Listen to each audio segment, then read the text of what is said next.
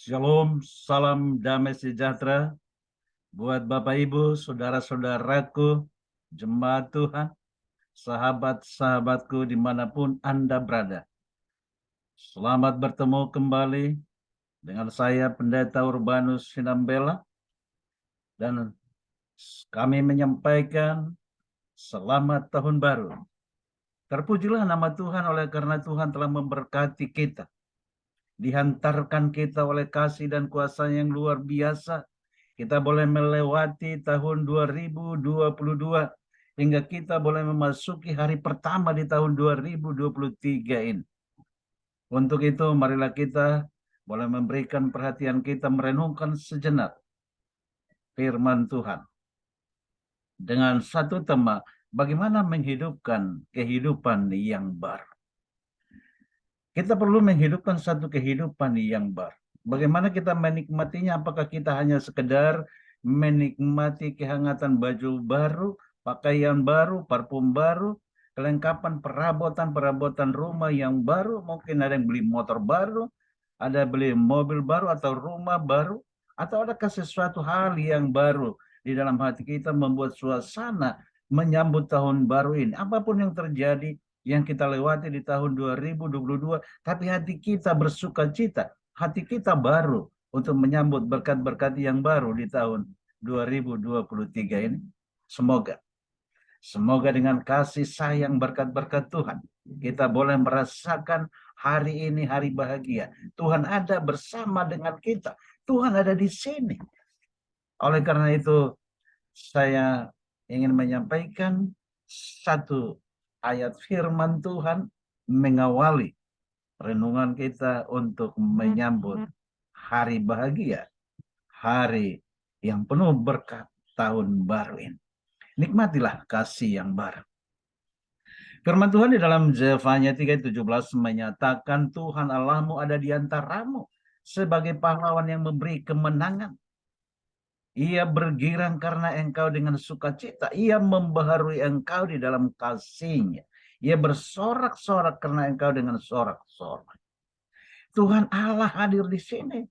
Tuhan Allah kita memberikan kemenangan bagi kita. Apapun pergumulan kita yang sudah kita lewati di tahun 2022, kita dihantarkan sekarang ini. Ada di sini. Ada di awal tahun ini. Tuhan memberikan kemenangan. Ia bergirang karena engkau dengan sukacita. Satu hal yang perlu kita garis bawahi dari ayat firman Tuhan ini, ia membaharui engkau dalam kasih-Nya.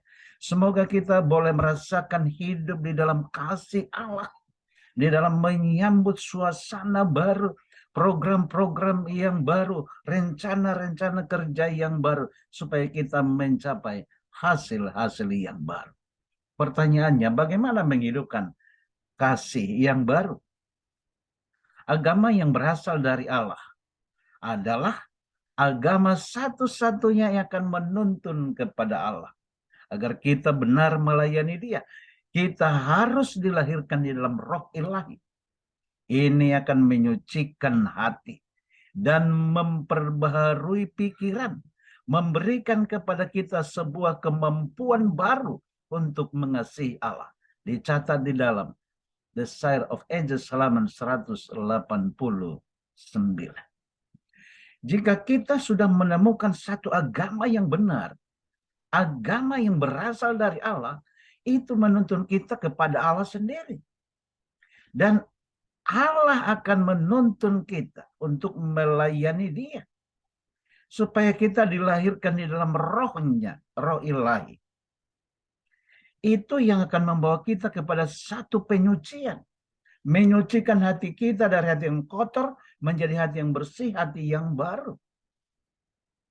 Maka terciptalah pembaharuan pikiran, pembaharuan budi. Maka dengan demikian memberikan kepada kita satu kemampuan yang baru untuk mengasihi. Oleh karena ada kasih yang baru, kasih yang sudah diberikan Allah kepada umat-umatnya. Kasih yang baru itu mampu melakukan penurutan kepada perintah yang baru. Perintah yang mana? Yohanes mencatat di dalam Yohanes 13 ayat 34 dan 35. Aku memberikan perintah baru kepadamu, yaitu supaya kamu saling mengasihi. Sama seperti aku telah mengasihi kamu, demikian pula kamu harus saling mengasihi.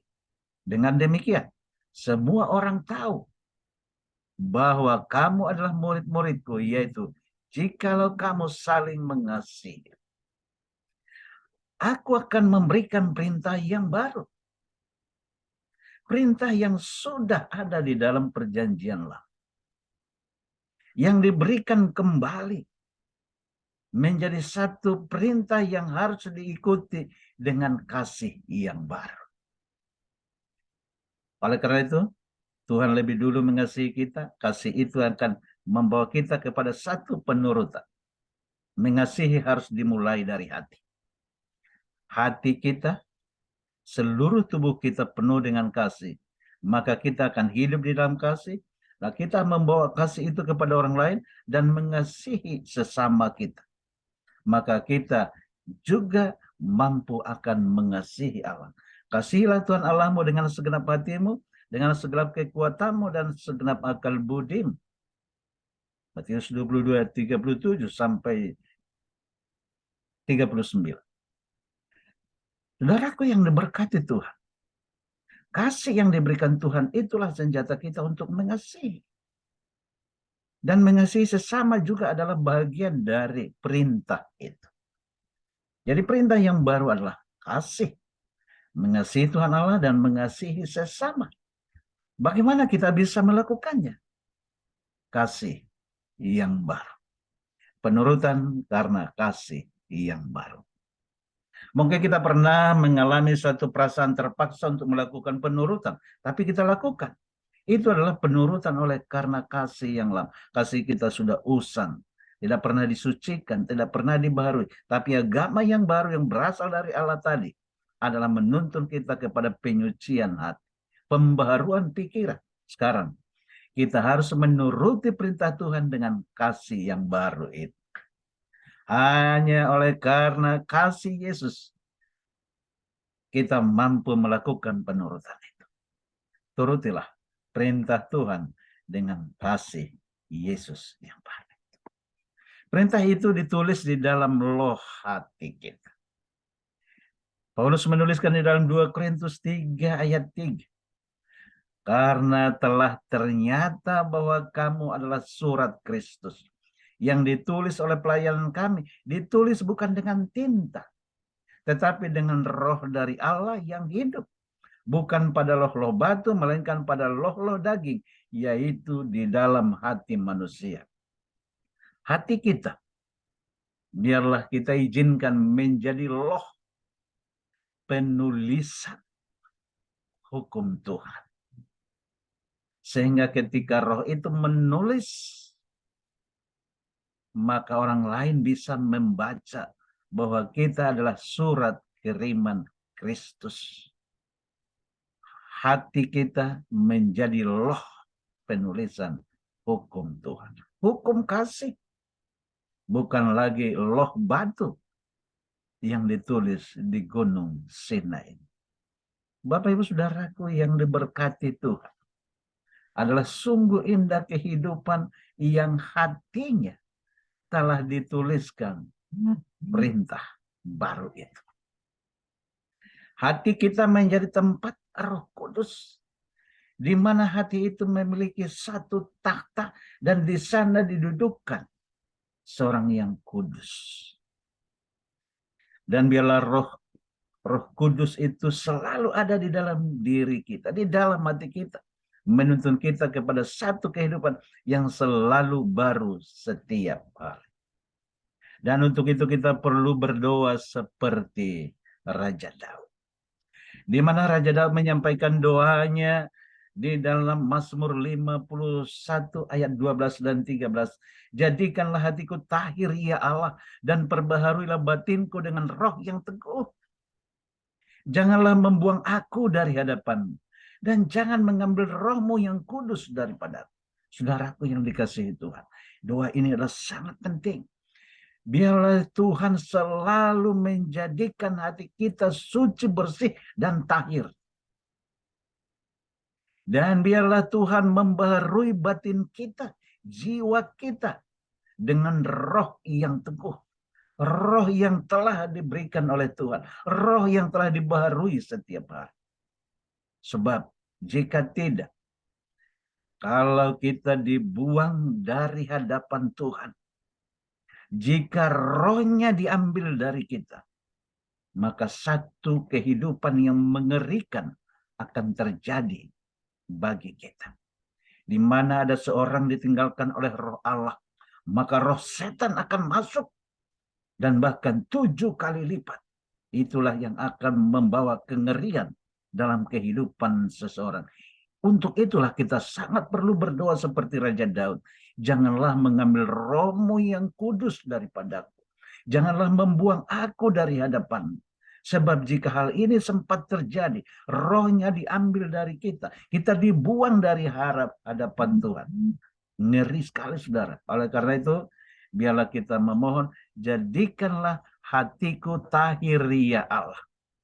Semoga pentahiran yang diberikan oleh Tuhan bagi kita.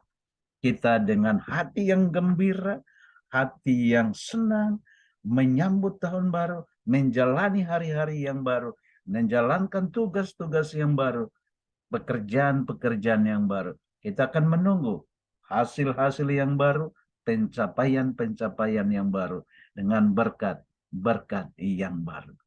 Bapak Ibu Saudaraku yang dikasihi Tuhan, untuk itu kami atas nama keluarga pendeta Urbanus Sinambela menyampaikan selamat tahun baru kepada kita semua.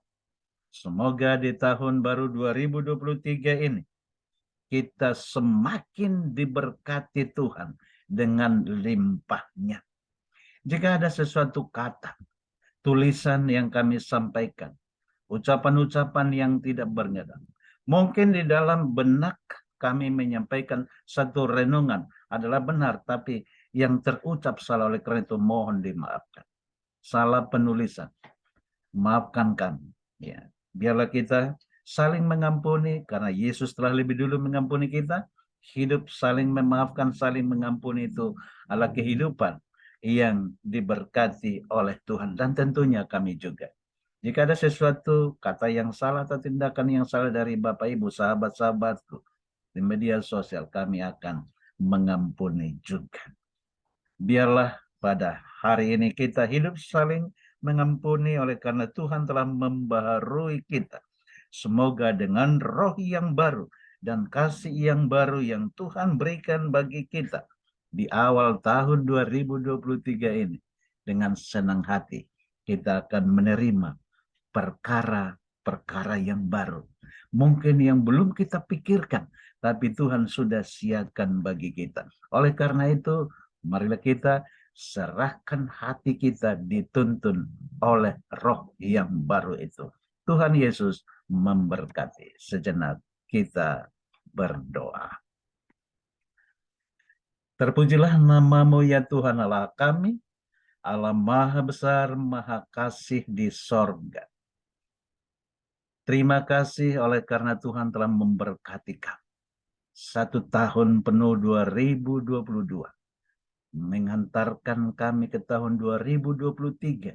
Melewati berbagai permasalahan, berbagai pergumulan hidup, persoalan-persoalan di rumah tangga, dalam pekerjaan, dan yang lain. Tapi pujilah nama-Mu yang kudus. Kami senang memuji Tuhan oleh karena berkat Tuhan. Tahun ini biarlah menjadi tahun berkat yang limpah bagi kami umat-umat Tuhan. Berkati seluruh jemaat Tuhan. Berkati yang mendengarkan pekabaran ini, di mana saja berada. Oleh karena kami rindu, pada saat kami membuat rencana baru, kami rindu pencapaian baru Tuhan berikan bagi kami. Kami rindu menerima berkat-berkat yang baru. Kiranya perkara-perkara yang baru yang Tuhan siapkan itu, kami akan boleh terima. Terpujilah nama Tuhan dari sekarang sampai Maranatha. Dalam nama Yesus kami berdoa dan mengucap syukur. Amin. Bapak Ibu Saudaraku yang dikasihi Tuhan, sampai bertemu kembali dalam USA Channel Setetes Embun Sorgawi. Tuhan memberkati.